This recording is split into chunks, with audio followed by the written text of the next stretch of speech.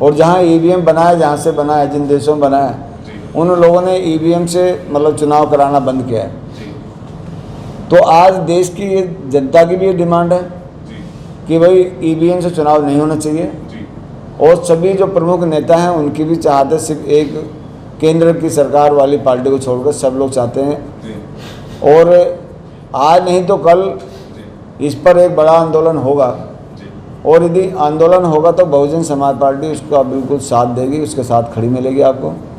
और हमारी नेता भी जल्दी रणनीति बनाने में लगी हैं, जो भी गाइडलाइंस हमें मिलेगी, क्योंकि अभी राष्ट्रीय कार्यकारिणी की बैठक होनी है, जब भी होगी तो हम लोगों को कोई ना कोई दिशा मिलेगी, और जब दिशा मिलेगी तो फिर मैं आपको उसके बारे में बताऊंगा। आपको मानव याद होगा 2012 में सबसे पहले यदि किसी ने इस देश के अंदर मुंह खोलने का काम किया था, तो जैसे ही रिजल्ट आया था तो सबसे पहले बहन जी मीडिया के सामने आई थी, और सबसे पहले उन्होंने कहा था कि आज की जो हार है ये ईवीएम के द्वारा हम लोग को हराया गया है। और ईवीएम के लिए उन्होंने सबसे पहले इस देश के अंदर आवाज़ उठाने का काम किया था। उसके बाद सारी पार्टियों ने इस बात को शुरू किया है, और अभी भी हमारी नेता रणनीति बना रही हैं, तो जल्दी कोई ना कोई आपको मतलब बात देखने को मिलेगी। 2024 के चुनाव ईवीएम से लड़ेगी बसपा या इस वक्त बैलेट पेपर से लड़ेगी? हमारी चाहत तो ये कि भाई हम बैलेट से हमारा चुनाव हो जाए, तो उसके लिए प्रयास करेंगे, और जो भी रास्ता निकलेगा जनता से भी अपील करेंगे, और हम लोग खुद भी उसकी लड़ाई लड़ेंगे। तो जो भी मतलब आगे से ऊपर से हाईकमान का आदेश आएगा वो आपके सामने। हम प्रभाव डालने नहीं आए, हम अपने घर को बचाने, अपने समाज को बचाने के लिए आए। तो इसके लिए किसी भी लेवल पे जाना पड़ेगा, हम जाएंगे। यह याद रखिएगा, जब सत्ता में थे हम लोग, चाशनी चाटने बहुत सारे लोग आते हैं, लेकिन जब स्थिति थोड़ी सी हमारी डाउन हुई तो उस समय बहुत सारे लोग आरोप लगाने शुरू कर देते हैं कि ये नेतृत्व में कमी आ गई, उसमें कमी आ गई। और ये आरोप कौन लगा रहे हैं? ये देखिए, जिन्होंने कभी बीएसपी के लिए काम ही नहीं किया वो लोग आरोप लगा रहे हैं, और वो हमें सर्टिफिकेट बांट रहे हैं कि किस तरीके से काम करना चाहिए, जिन्होंने आज तक बसपा के लिए काम नहीं किया। दूसरी चीज बात मैं आपसे सबसे इंपॉर्टेंट कहना चाहता हूँ, आपने सपा पे विश्वास किया उत्तर प्रदेश में, आपने भाजपा पे विश्वास किया, तो परिणाम क्या हुआ? रिजल्ट आए, रिजल्ट आने के बाद दो परिणाम सिंपल से दिखाता हूं। जब बसपा कमजोर हुई तब एट्रोसिटी के केस और मामले बढ़े, और जब बसपा मजबूत हुई एट्रोसिटी के केस एकदम कमजोर हो जाते हैं, वहां पे केस दर्ज होने बंद हो जाते हैं। दूसरी चीज, अगर आपको लगता है, जो भी हमारे दर्शक, आपके जो दर्शक देख रहे हैं, अगर वो एक बात अपने दिल पे हाथ रख के बताइएगा, समाजवादी पार्टी को आपने वोट नहीं दिया क्या? आपने भाजपा को वोट नहीं दिया ना? तो एक बात बताइए, जब एमएलसी का नंबर आया तो कितनों को आपको मौका मिल गया? चाहे भाजपा रही हो या सपा रही हो या आम आदमी पार्टी रही हो, अगर यह आपकी हितैषी होती तो आपको मौका भी देती। ये सिर्फ आपका यूज करते हैं। जैसे जब भी बसपा को मौका मिला, चाहे एमएलसी बनाने का या सांसद बनाने का, तो पहली प्रायोरिटी बहुजन समाज के, दलित समाज के लोगों को मिलती है।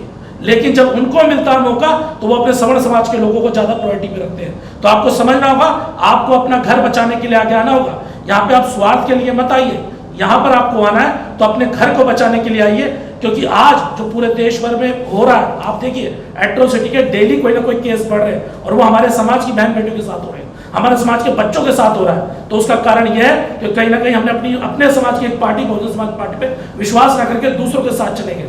अगर आज हम लोग अपने बहुजन समाज पार्टी को मजबूत करते हैं तो शायद ये स्थिति नहीं होती। आप आंकड़े देख लिया, एनसीआरबी का डाटा साफ कहता है, जब तक 2007 से 12 के बीच में बहुजन समाज पार्टी की सरकार थी, उस समय एट्रोसिटी एक्ट के केस देखिए, और उसके बाद 12 से लेकर आप 22 तक के देख लीजिए, आपको परिणाम साफ दिखाई देगा। जब बात करते हैं आप रोजगार की, सबसे ज्यादा रोजगार देने का काम किसने करा? बहुजन समाज पार्टी ने करा। जब बात आई शिक्षा की, तो हर क्षेत्र में फ्री एजुकेशन देने का अगर किसी ने काम करा तो वो बहुजन समाज पार्टी थी, और कोई पार्टी नहीं थी। बाकी जितनी पार्टियां, इन्होंने क्या काम करे? सबसे पहले आपकी स्कॉलरशिप को बैन किया, आपके बच्चे पढ़ नहीं पाए, आपके बच्चे वहीं पर रह गए। कहने का अर्थ यह है कि गुलाम को गुलाम बनाना चाहते हैं, जबकि बहन जी जो है बाबा साहब के अंडर जो बहुजन समाज पार्टी, वो गुलाम के बच्चों को राजा बनाने की बात करती है। तो ये फैसला आपको करना है कि गुलाम बन के काम करना है, या आपने ईमानदार होकर, निर्भीक होकर अपने समाज के साथ कंधे से कंधा मिला के राजा बनना है। ये फैसला आपको खुद करना। अंत में एक बात जरूर कहूंगा जो आपको समझ होगी, बुलबुलों के पंजों में बाज नहीं रहते और बुझ दिलों के सीने में राज नहीं रहते। जिस कौम को पड़ जाए सर झुका के चलने की आदत मेरे दोस्तों, उस कौम के सर पे कभी ताज नहीं रहते। तो याद रखिए, आप बाबा साहब की औलाद है, आप काशीराम साहब की औलाद हो सकते हैं, आप ज्योतिबा फुले की औलाद है, आप भगत सिंह की औलाद है, आप कभी किसी से डरने वालों की औलाद नहीं है। आपको आना पड़ेगा, संघर्ष करना पड़ेगा, अपने घर को बचाना पड़ेगा, अपने परिवार के साथ खड़ा होना पड़ेगा।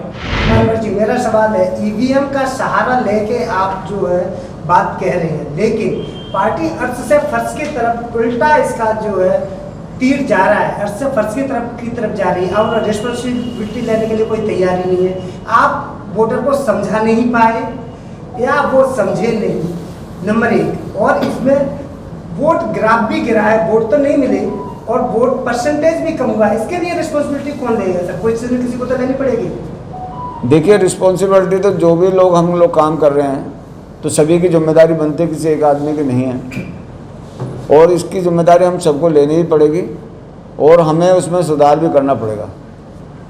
हम आज से फर्श पर गए नहीं हैं, हमें पहुँचाया गया है, जो एक साजिश के तहत मैंने अपनी बात में भी रखा था आप लोगों को, कि इस तरह का माहौल क्रिएट किया गया यहाँ के जो मीडिया है, जो मेन स्ट्रीम मीडिया है, कि कुछ समाज को डराया गया, कुछ समाज को लालच दिया गया और उसके आधार पर वोटर को गुमराह करने का काम किया। तो वोटर बहुत बड़े मास पर गुमराह हुआ और रिजल्ट आने के बाद वो ठगा सा महसूस, जो उनकी चाहत थी कि भाई हम लोग इसको रोक देंगे, वो सारी ताकत लगाने के बाद भी नहीं रोक पाया। तो उसे आज अपनी गलती का एहसास है। अब लोग बोलते नजर भी आते हैं कि हमने गलती की है, यदि हम इस वोट को बीएसपी की तरफ ट्रांसफ़र करते तो शायद आज बीजेपी को रोककर बीएसपी की सरकार उत्तर प्रदेश में बन सकती थी। जिस तरीके से बसपा की रणनीति होती है, क्या आने वाले चुनाव में रणनीति चेंज करेंगे या इसी आधार पर आगे बढ़ती जाएगी? नहीं, देखिए, रणनीति तो हर चुनाव की अलग होती है। जो छोटे चुनाव होते हैं उनकी अलग होती है, विधानसभा की अलग होती है, लोकसभा की रणनीति अलग होगी।